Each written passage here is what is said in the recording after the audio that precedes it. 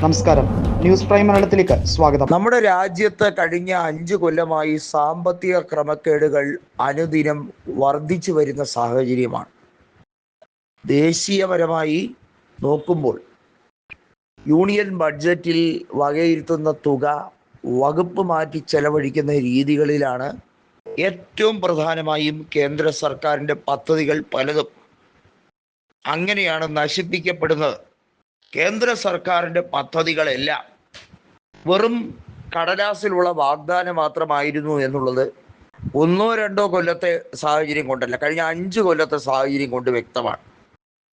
Sanjay മൽഹോത്രയും reserve ബാങ്കും വളരെ വ്യക്തമായി പറയുന്നു, ഇന്ത്യയുടെ ആഭ്യന്തര കടം വർദ്ധിക്കാനുള്ള കാരണങ്ങൾ എന്തൊക്കെയാണ് എന്നുള്ളത് തെളിവ് സഹിതം പറഞ്ഞുകൊണ്ടിരിക്കുകയാണ്. ബാങ്കിങ് മേഖലയെ അപ്പാടെ കുത്തുവാളയെടുപ്പിക്കുന്ന രീതിയിൽ റിപ്പോ നിരക്കിൽ റിസർവ് ബാങ്കിന് മാറ്റങ്ങൾ ദിനംപ്രതി മാറ്റേണ്ട സാഹചര്യത്തിലേക്ക് വരെ കാര്യങ്ങൾ കൊണ്ടുവരികയാണ്. ഇന്ത്യ കണ്ട ഏറ്റവും കഴിവുകെട്ട ധനകാര്യമന്ത്രിയാണ് നിർമ്മല സീതാരാമൻ. അവരുടെ സ്വന്തം ഭർത്താവിൻ്റെ സർട്ടിഫൈ ചെയ്ത വാക്കുകൾ തന്നെ അതിന് ഉദാഹരണമാണ്. ഇപ്പോൾ പറഞ്ഞു വരുന്നത് ഈ രാജ്യത്തിൻ്റെ അരക്ഷിതാവസ്ഥ, സാമ്പത്തിക അരക്ഷിതാവസ്ഥയെക്കുറിച്ചാണ്. നോട്ട് നിരോധനം ഉൾപ്പെടെയുള്ള പ്രഹസനങ്ങൾ നടത്തി നരേന്ദ്രമോദി സ്വയം വൈറലാകാൻ ശ്രമിക്കുമ്പോൾ വാസ്തവത്തിൽ അക്ഷന്തവ്യമായ അപരാധങ്ങൾ ചെയ്തു കൂട്ടുകയായിരുന്നു അദ്ദേഹത്തിൻ്റെ മന്ത്രിസഭ എന്നത് ദിനം പ്രതി വർദ്ധിച്ചു വരുന്ന പൊതുകടവുമായി ബന്ധപ്പെട്ട കാര്യവും അതുപോലെ ബാങ്കിങ് മേഖലയുടെ പരിപൂർണമായ തകർച്ചയെ സൂചിപ്പിക്കുന്നതാണ്. കരകയറാൻ പറ്റാത്ത രീതിയിലുള്ള ധനക്കമ്മിയിലേക്ക് രാജ്യത്തെ കൂപ്പുകുത്തിക്കാനും ഈ രാജ്യത്ത് സാമ്പത്തിക പ്രതിസന്ധി ഉണ്ടാകാനും എല്ലാ കാരണവുമായി ഈ രാജ്യത്തെ ഭരണ പ്രതിസന്ധി ഉണ്ടാകും എന്നുള്ളത് റിസർവ് ബാങ്ക് തന്നെ പറയുകയാണ്. ഒരുപക്ഷെ അത് ഈ സർക്കാരിനെ വലയ്ക്കും. ഈ സർക്കാരിന് പൊതുകടം എടുത്തുകൊണ്ട് മുന്നോട്ട് പോകാൻ ഒരു പരിധി കഴിഞ്ഞാൽ കഴിയില്ല എന്നുള്ളത് തന്നെയാണ് റിസർവ് ബാങ്ക് പറയുന്നത്.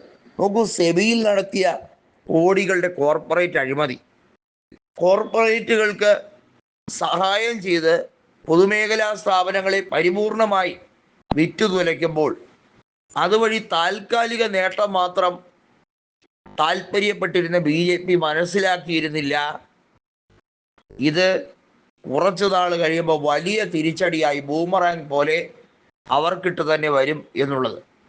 50 കൊല്ലത്തോളം ഭരിച്ച കോൺഗ്രസ് എന്ത് ചെയ്തു എന്ന് പറഞ്ഞ് നാഴികയ്ക്ക് 40 വട്ടവും കോൺഗ്രസിനെ സൈബർ അറ്റാക്ക് നടത്തുന്ന BJP വാർ റൂമുകളൊക്കെ ഇപ്പോഴും പുളകിതരായി ഇരിക്കുന്നുണ്ടെങ്കിലും അല്പസമയത്തിനകം അതൊക്കെ മാഞ്ഞ് ചിരി മാഞ്ഞ് കൂട്ടക്കരച്ചിലേക്ക് മാറുന്ന സാഹചര്യത്തിലേക്കാണ് പോകുന്നത്. അതായത് ഈ രാജ്യത്ത് സാമ്പത്തിക ഞെരുക്കം സമാനതകളില്ലാത്ത രീതിയിൽ വർദ്ധിച്ചു കൊണ്ടിരിക്കുകയാണ്. പണപ്പെരുപ്പം, അതായത് ഇൻഫ്ലേഷൻ കൺട്രോളബിൾ അല്ല, തടുക്കാൻ കഴിയാത്ത രീതിയിലുള്ള സാഹചര്യമാണ്. കരിഞ്ചന്തയും പൂഴ്ത്തിവെപ്പും മറ്റ് ഒരു ഘട്ടത്തിലും ഒരു കാലത്തും കണ്ടിട്ടില്ലാത്ത രീതിയിൽ റെക്കോർഡ് രീതിയിലേക്ക് മാറിക്കൊണ്ടിരിക്കുകയാണ്. എന്താണ് കാരണം? ഈ പണപ്പെരുപ്പവുമായി ബന്ധപ്പെട്ട് തന്നെയാണ്, ഡയറക്ട്ലി പ്രൊപ്പോർഷണലായി തന്നെയാണ് മാറുന്നത്. ഇത് പറഞ്ഞിരിക്കുന്ന മറ്റാരുമല്ല, റിസർവ് ബാങ്ക് തന്നെയാണ്. ഇനി ധനകാര്യമന്ത്രി രാജിവെച്ചത് കൊണ്ട് ധനകാര്യ വകുപ്പ് രക്ഷപ്പെടുമോ? ഇല്ല. കുമിഞ്ഞ് കുത്തുവാളെടുത്ത് നശിച്ച് നാറാടക്കല്ലാക്കി BJP പൊളിച്ച് വലിച്ച് കിടത്തിയിരിക്കുകയാണ്.